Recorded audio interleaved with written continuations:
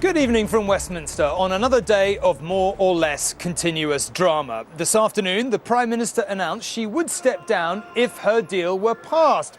Almost immediately, Boris Johnson and a raft of other Tories indicated they would now support her deal. But even that may not be enough. Mrs May's parliamentary allies, Northern Ireland's DUP, said they could not support her.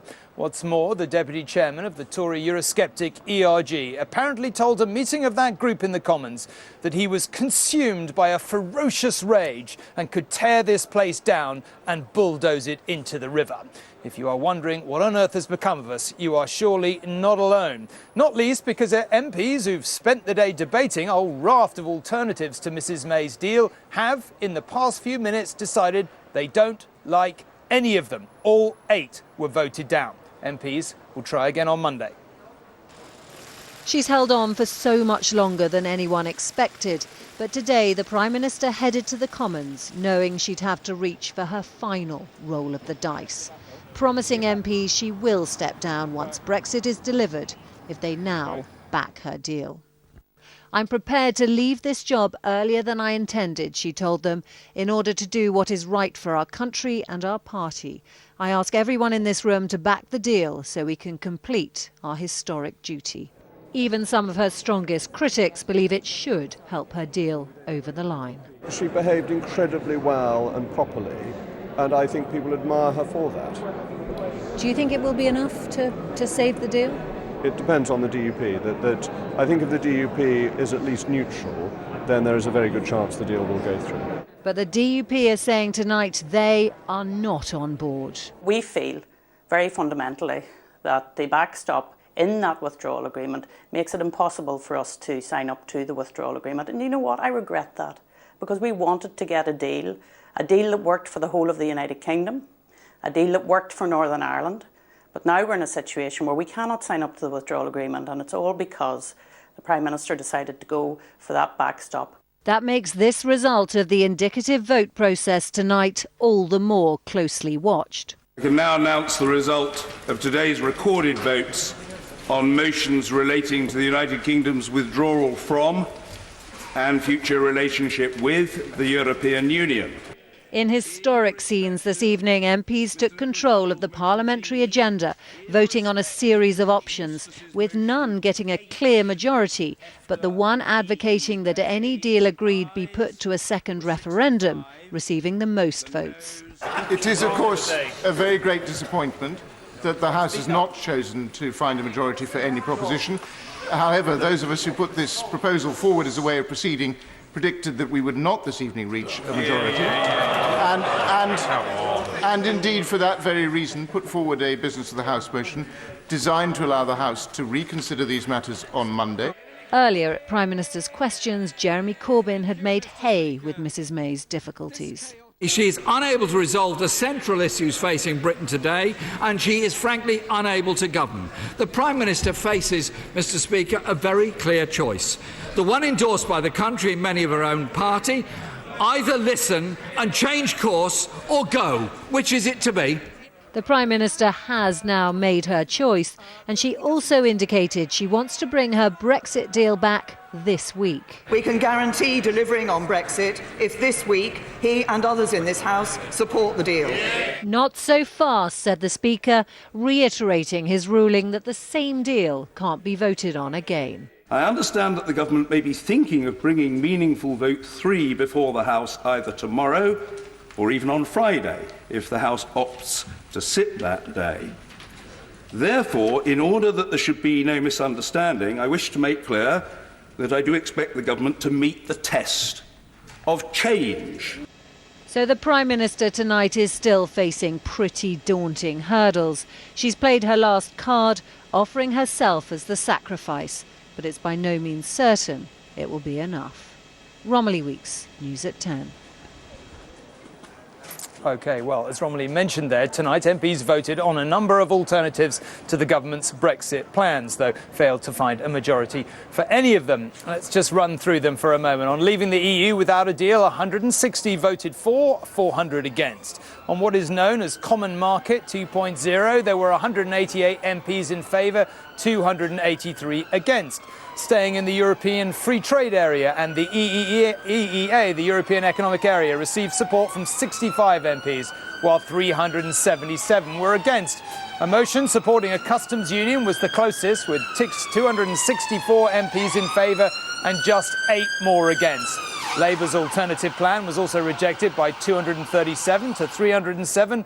Revoking Article 50 to avoid no deal and stay in the EU received support from 184 MPs, while 293 rejected it, while the most support was for a public vote on any deal, another referendum. 268 for and 295 against. The final motion of what many see as a managed no deal was rejected by a margin of 139 to 422. Possibly at this point you're losing the will to carry on. I'm sure you're not alone. With me are Labour MP Jess Phillips, Dominic Grieve from the Tories, of course, was famously in favour of Remain, and Anne-Marie Morris, who's in the ERG and hasn't changed her mind on the deal. Anne-Marie, can I start with you? Is Theresa May's deal finished at this point, do you think?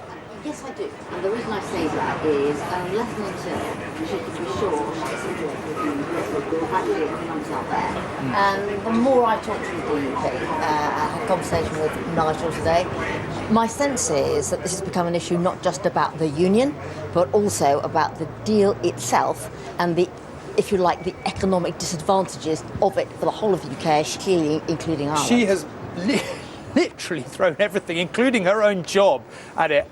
And do you make 20 to 30 ERGs still against, plus the DUP? No chance of any of those numbers coming down, do you think? No. In fact, I think they're higher than that. No, I don't think they're going to be coming down. And do you think she will accept it's now finished for her deal? It's over? I think the answer is yes, but in that she's now got to find a way of managing her exit. Because the reality is her credibility is now completely shot. So she's got to find a way out. Not putting it doesn't put closure.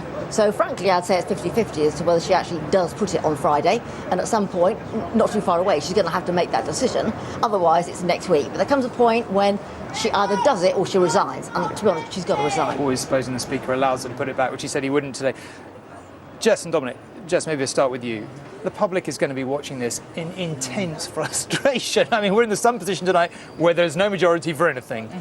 What happens next? I mean, I think that we have an opportunity on Monday for some of those motions to go back. I would suggest, although I didn't tell the Speaker what to do, that the most popular cross-party support ones went back, because the idea of having a second referendum on whatever deal plus Remain got the highest number of votes, and also it beat what Theresa May's deal has ever got. So, and we have to keep being asked about that. It's competition with a very low bar. All of this, I have to say. I recognise it's a low bar, and the public will be frustrated. The whole thing is horrendously frustrating, and if it makes anyone feel better, we're all completely at the end. Dominic, what do you think happens next? I think it's to misunderstand the purpose of today's voting, to think that a majority was going to emerge for something. We've known for a long time that there's very hard to get a majority. What Oliver Letwin, and indeed myself, because I backed him, was trying to do through this process was to start breaking the logjam, to start identifying where a majority might lie, and to start a debate going which might lead to a majority being found that the government would be willing to endorse and adopt and to solve the problem of the current crisis. Now, I agree with Anne-Marie. I find it hard to see how the Prime Minister is going to get her deal through the House of Commons. I simply don't think the arithmetic's there. It's been rejected for sound reasons, but we are beginning to see at least two patterns emerge. One was the extent to which possibly a customs union might be of interest. The other one, which was by far the clearest and unusually clear in view of the deep-rooted hostility in some parts of the House to it, was the question of having a referendum to resolve this issue. And I actually derived great comfort from that. And I would be urging my colleagues to reflect on this over the weekend, because I believe it provides the potential solution. But we've got much more work to do. Okay. That's the understatement.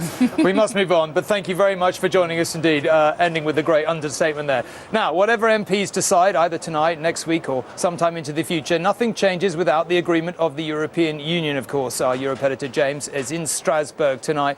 James, what do you think they will make of today's rather extraordinary events here? I think you're seeing an entire continent throwing their hands up in the air in complete confusion and some degree of contempt as well, that a British Parliament that was given a precisely 2-year negotiating period, and it took 1 year and 363 days before they could get together and decide what they wanted, and then failed to decide on anything. I think the only consolation they will take is, as one of your guests was saying there, that the two closest options were the customs union, which they remind people requires the withdrawal agreement being passed, and the second referendum option, which doesn't. I mean, patience is wearing very thin, though we did see in the European Parliament this morning from Donald Tusk, the Council President, an appeal to MEPs, and he'll be making the same appeal to national leaders as well, to stick with the British people on here, because I think there is a growing feeling that the mood may be changing in the UK. They have been impressed by the size of the march at the weekend and by the numbers signing their petition. So there will be appeals for patience, but that is coming up against real anger at the irresponsibility that this is doing to Europe, and that no deal would do, given that it would hurt the whole of Europe. OK, James, thank you very much indeed. Well, back here in the ancient town of Battle near Hastings, they know a thing or two, of course, about how Europe can affect what happens on this side of the channel. The townspeople opted to leave back in 2016. Today, we've been asking some of them for their thoughts now on the progress or lack of it in Brexit. It was here in 1066 that two armies clashed over the sovereignty of England. The Norman conquest shaped the language, laws and customs we know today and bound Britain with France and Europe. In the town named after that famous battle against foreign rule, almost 60% of people voted to leave the EU. And at the local garden centre, the battle of Brexit is now being waged with less bloodshed, but no less passion. While Pam wants MPs to get on with Brexit, her friend Moira wants another referendum. Some would say we already had a people's vote, we already had a referendum, and we should respect the democratic process and respect the outcome of that. But there's a lot of young people that didn't have that vote that could now have it 2 years ago, i.e. one of my grandchildren would be able to vote now. So I think they should give it back to the people to vote. Almost 6 million people signed a petition saying we should revoke Article 50. Shouldn't we just call the whole thing off, pretend it never happened? No, because I don't think that would... I mean, what would that make our country look like if we did that and went back on what 17 million people voted for? Francesca was one of those 17 million. So do you think we should just go ahead, leave, even if it means leaving without a deal? Absolutely, because at the end of the day, business is business, profits are profits. You really think BMW and Mercedes are not going to want to deal with us? The big issue in the UK is it does seem to be quite difficult to get people with the necessary skills. At this vineyard, they rely on seasonal workers, often from Europe. The issue is with not knowing whether it's going to be one thing or the other. So what's your message to all those politicians in the House of Commons right now? The polite version would be, get on with it. Meanwhile, at Battle Baptist Football Club, they're not convinced by Theresa May's promise to stand down if her deal is passed. Quite simply put, it's just going to end up with somebody that's a bit more committed to a hard Brexit, I think, taking over, and we know how calamitous that would be for the country. After the Battle of Hastings, this abbey was built to atone for the carnage. What might follow the Battle of Brexit? Rebecca Barry, News at 10, Battle. OK, some of the views of the people in Battle. But back here in Westminster, the government says despite everything that's happened today, it remains determined to win over MPs to the Prime Minister's deal. Yes, you did hear that right. Last time around, you may remember the withdrawal agreement was rejected by a majority of 149, with just 242 MPs backing it, well short of the 318 they need for a majority. With the Prime Minister's announcement that she will go if her deal is agreed, she may have won over around 50 of the Tory rebels. More are said to be thinking about it tonight. But there is still a sizable number holding out, as you heard Anne-Marie say earlier. So are Northern Ireland's DUP, who say they can't support the deal. And if she's unable to change their minds, change the minds of those or more Conservatives, she'd be around 26 votes short. Convincing enough Labour MPs to close that gap would be, of course, a huge task. OK, well, let's go and talk to Robert now to work out what on earth all this means. Robert, essentially at this point, do you think the Prime Minister's deal is finally finished?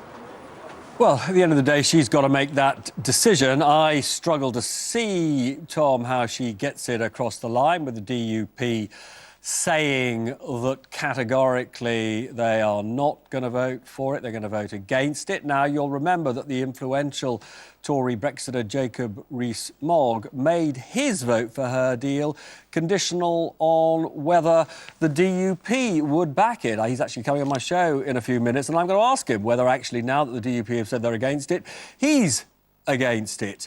But, you know, straightforwardly, she doesn't have the numbers. She's got a very big decision to make, whether to somehow keep this thing going or to recognise that if she does pursue what looks like a lost cause, we are facing chaos on Brexit Day, April the 12th. OK, well, if that's the case when it comes to her deal, I mean, many people will view what's happened here this evening in total frustration. Do you see a way forward? I mean, what do you make of no option floating to the top of the pile?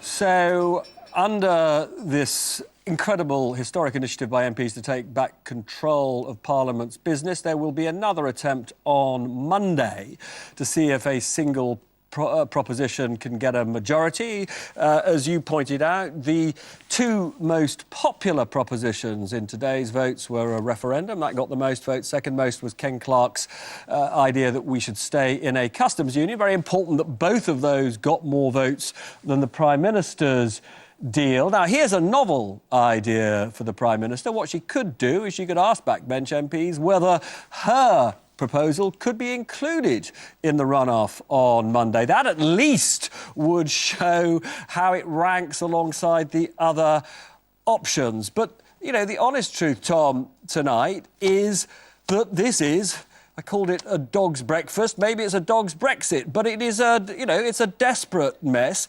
And add to that mess this, that the Prime Minister today did something that no Prime Minister in modern times has done, which is because she's unpopular, she offered to quit in order to persuade people to get her deal, to vote for her deal, and that has failed. She is now utterly, fatally wounded as a Prime Minister, and it's not a question of if she goes, it's when she goes.